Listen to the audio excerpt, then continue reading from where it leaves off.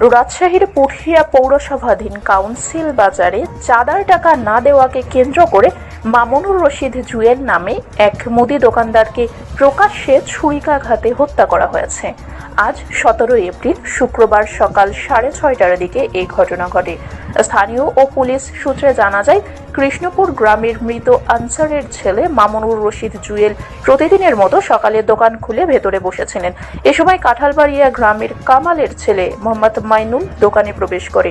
নেশা করার জন্য চাঁদার টাকা না পেয়ে মাইনুল উভয়ের মধ্যে কথা কাটাকাটি ও এক পর্যায়ে হাতাহাতি শুরু হয়। ধস্তাধস্তির এক পর্যায়ে মাইনুল তার কাছে থাকা ছুরি দিয়ে জুয়েলের বুকে সজোরে আঘাত করে। জুয়েল রক্তাক্ত অবস্থায় লুটিয়ে পড়লে আশেপাশের লোকজন তাকে উদ্ধার করে দ্রুত পুঠিয়া উপজেলা স্বাস্থ্য কমপ্লেক্সে নিয়ে যান। সেখানে কর্তব্যরত চিকিৎসক প্রাথমিক পরীক্ষা নিরীক্ষা শেষে তাকে মৃত ঘোষণা করেন।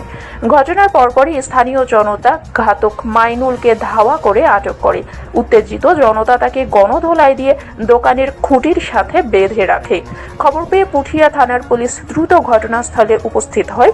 জনতার গণধোলাই থেকে আসামিকে উদ্ধার করে পুলিশ হেফাজতে নেন। এই বিষয়ে পুঠিয়া থানার অফিসার ইনচার্জ ফরিদুল ইসলাম জানান, স্থানীয় জনগণ আসামিকে খুঁটির সাথে বেঁধে রেখেছিল। আমরা তাকে পুলিশ হেফাজতে নিয়ে জিজ্ঞাসাবাদ করছি। লাশ ময়নাতদন্তের জন্য রাজশাহী মেডিকেল কলেজ হাসপাতালে পাঠানো হয়েছে।